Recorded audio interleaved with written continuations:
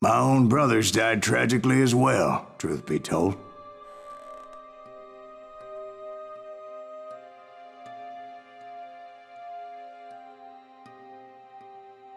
It was 1868, and me and my older brothers were pulling a tidy profit running cattle into Juarez, Mexico.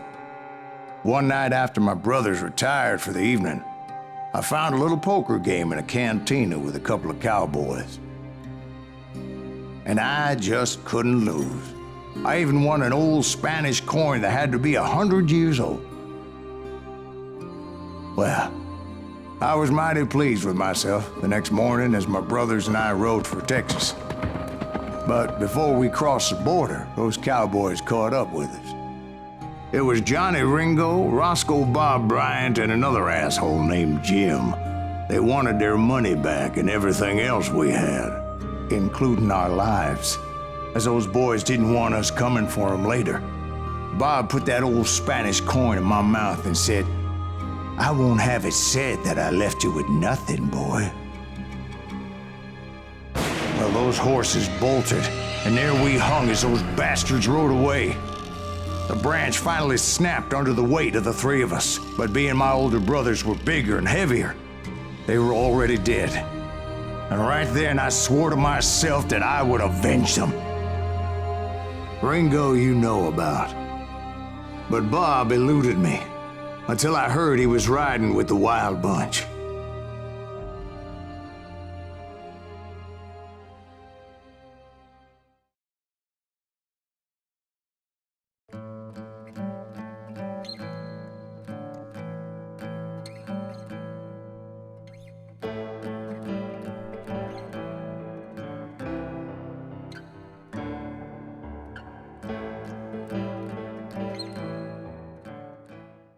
I'd been on their trail for months, ever since they left their hideout in the Bighorn Mountains. Led by Butch Cassidy, they were a loose association of outlaws who robbed banks and trains from Colorado to Montana.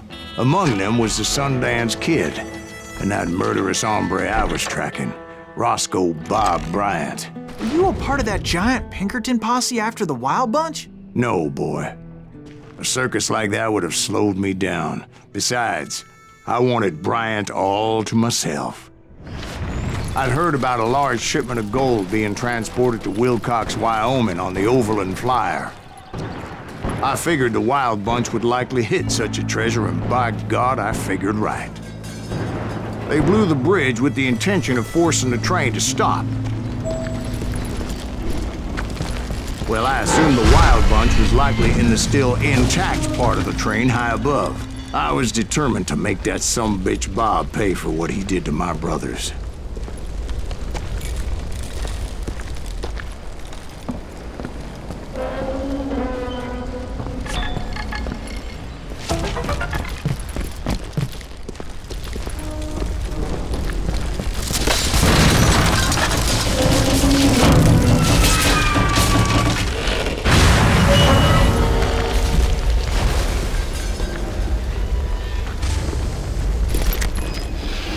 I found the device they used to blow the tracks, so I knew I was headed in the right direction.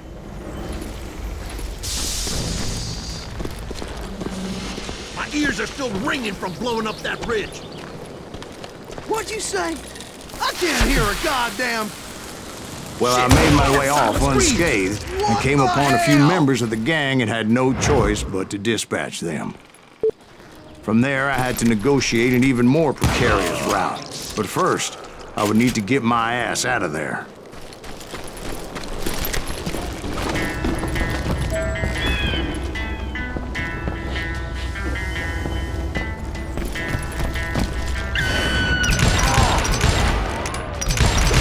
I jumped from the frying pan into the fire as the train was clearly fixing to fall. I found the gang. But in order to find old Bob, I needed to fight my way forward past a whole passel of desperados. Outside, inside, any way I could, I made my way towards my prey.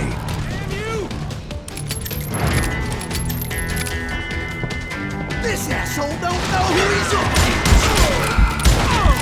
Well, what about the passengers? It was mostly a freight train, as I recall. There were no passengers aboard that day.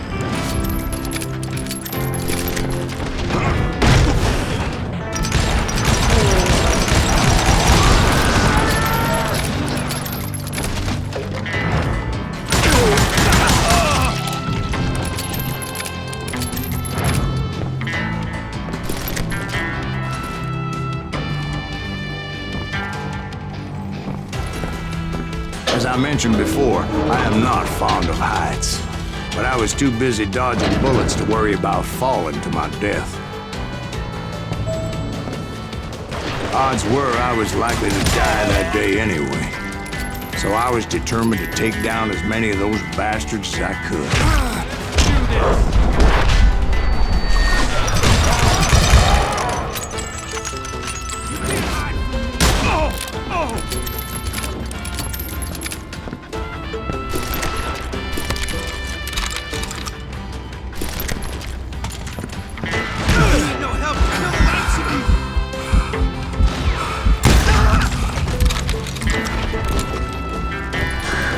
Times it was like shooting ducks in a shooting gallery.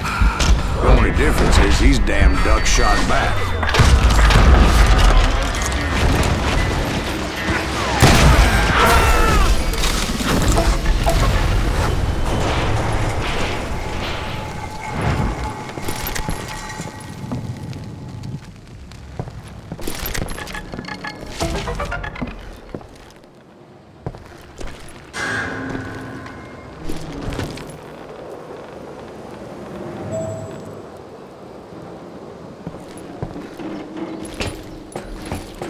I kept hoping the law would show up and give me a You hand. mean like that giant Pinkerton posse that I read about? Did they come riding in, guns a-blazing to help?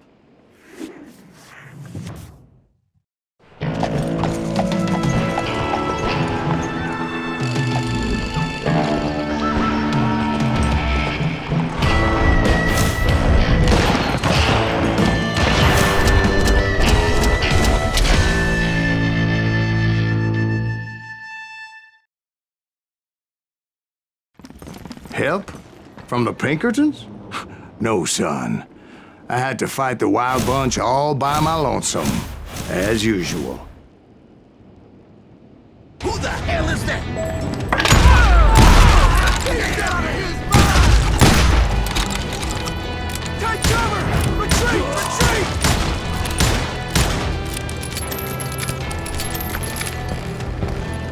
He's killing everybody! You calm down, let's go! They'll kill us all!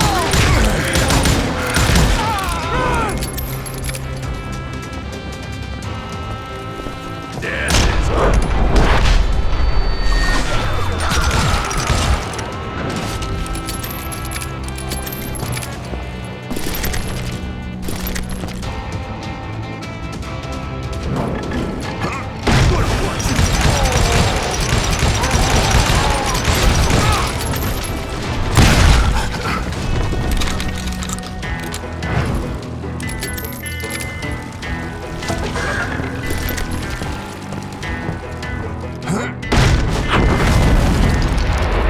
Guess is those dime novels didn't portray this as it happened, did they?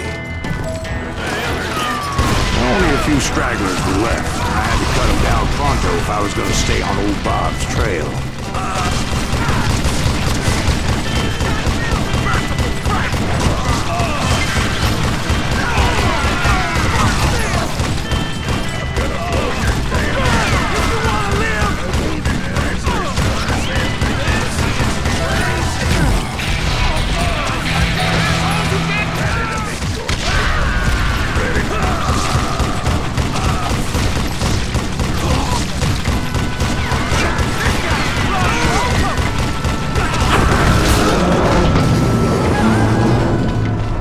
Once I silenced all those guns, I went searching for my nemesis, determined to finally have my justice. But the only survivor who welcomed me was George Flatnose Curry. Who was he?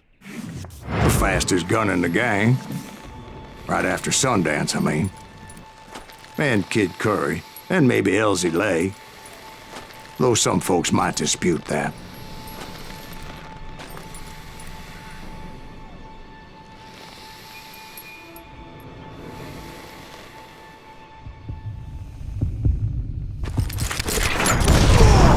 On that very same day, Butch Cassidy and the Sundance Kid decided to leave the Wild Bunch behind and decamped for South America.